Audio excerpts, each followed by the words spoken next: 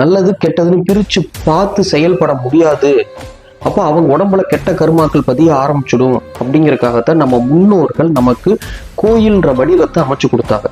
அதாவது எந்த ஒரு சமுதாயத்திலும் எந்த ஒரு உலகத்துல எங்கேயுமே இல்லாத ஒரு முக்கியமான விஷயத்த நம்ம மண்ணில் நமக்கு உருவாக்கி கொடுத்துருக்கிறதுக்கான காரணமே சாதாரண மனிதனால கர்மாக்களை ஹேண்டில் பண்ண முடியாது.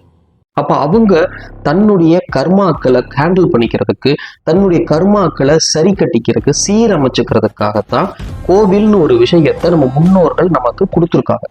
இந்த கோவில்ல எப்படி நம்ம கர்மா என்ன எனக்கு ஒன்றும் புரியல. ஈஸியான விஷயம்தான், ரொம்ப அவ்வளோ குழப்பிக்கிற விஷயங்கள் எதுவுமே இல்லை. ஆன்மீகம்ன்றது ரொம்ப எளிமையா நம்ம வாழ்க்கையில நம்ம பின்பற்றிக்கக்கூடிய விஷயங்கள் தான். முன்னோர்கள் சொல்லி வச்ச ஒவ்வொரு சின்ன செயல்களுக்கும் மூட நம்பிக்கைன்ற பேர்ல இன்னைக்கு நம்ம ஒதுக்கிட்டு இருக்கோம். அப்படி இருக்கிற ஒவ்வொரு விஷயத்திலையுமே 1000 அர்த்தங்கள் பதிஞ்சிருக்கு. இன்னைக்கு நம்ம நடக்கிற விஷயத்தை பத்தி மட்டும்தான் யோசிக்கிறோம். நாளைக்கு நமக்கு என்ன நடக்கணும் அப்படிங்கிற விஷயத்த நம்ம யோசிக்க மாட்டேங்கிறோம். ஆனா முறையா ஒரு மனிதன் நாளைக்கு எப்படி நடக்கணும் அப்படிங்கிற விஷயத்த யோசிச்சுதான் இன்னைக்கு என்ன நடத்தணுங்கிறதவே நம்ம முடிவு பண்ணிக்கிறோம்.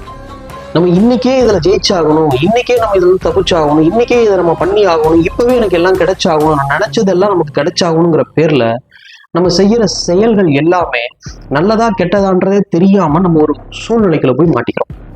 நமக்கு ஒரு மிகப்பெரிய அளவுல ஒரு ஆபத்து வருது அப்படின்னா அந்த ஆபத்துக்கான காரணமே நம்ம தாங்கிறத முதல்ல நம்ம புரிஞ்சுக்கணும். இன்னொருத்த மேல பழிய போட்டுட்டு நம்ம தப்பிச்சு போனோம்னா தப்பிச்சுக்கலாம், பட் ஸ்டில் அது ஒரு கர்மா தான். நமக்கு வர்ற ஆபத்துக்கு நம்ம தான் காரணம் அப்படிங்கிறத நம்ம உணர்ந்துட்டோம்னாலே இந்த பிரச்சனையில இருந்து நம்ம வெளியில வந்துருவோம். கர்மாக்கள் மிக கொடியது. அதே மாதிரி கர்மாக்கள் ரொம்ப மென்மையானது. இந்த கர்மா அப்படிங்கிற விஷயம் இருக்கிறதுனாலதான் இன்னமும் இந்த பூமியில ஆன்மீகம் இருக்கு. சர் ஐசக் நியூட்டன் சொன்ன மாதிரி every action has an equal and opposite reaction. நீங்க என்ன செயல் செய்யறீங்களோ அதுக்கு ஈக்குவலான எதிர் செயல் உங்களை நோக்கி வந்துகிட்டே தான். இதை யாரும் மாற்ற முடியாது. இது ஒன்றை மட்டும் யாரும் எதுவும் மாத்திர முடியாது. எவ்வளவு லட்சக்கணக்கில் பணம் கொடுத்தாலும் இது ஒன்றை மட்டும் மாற்ற முடியாது. அதனாலதான் இன்னும் கோயில் இருக்கு. சரி, அந்த டாபிக்ல கொடுக்கும்.